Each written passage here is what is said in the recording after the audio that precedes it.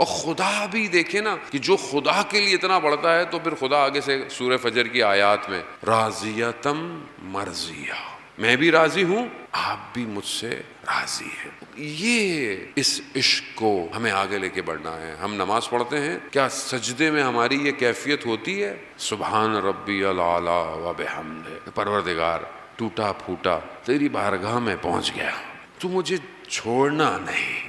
آپ خود تصور کریں نا، ایک بچہ بہت غلطیاں کرے پھر بھی ماں اس کو کیا کہتی ہے؟ آج بہت زیادہ ہی کوئی انسان باغی ہو جائے تو پھر ماں اس کو کہتی نہیں آؤ جاؤ.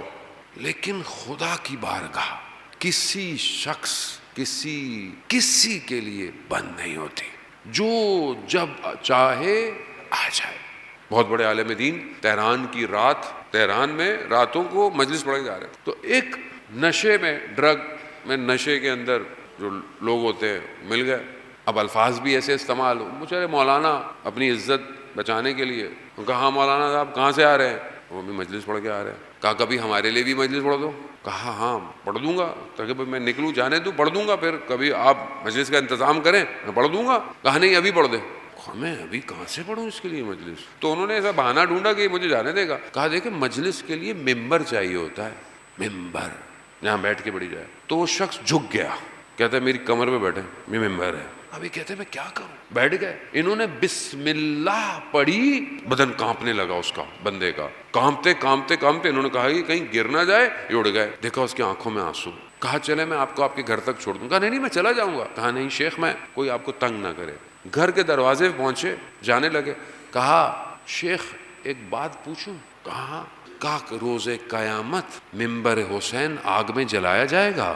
اللہ کتنا کریم ہے حسین، کتنا کریم ہے. مولانا نے کہا کہ نہیں، ممبر حسین آگ میں نہیں جلایا جائے گا.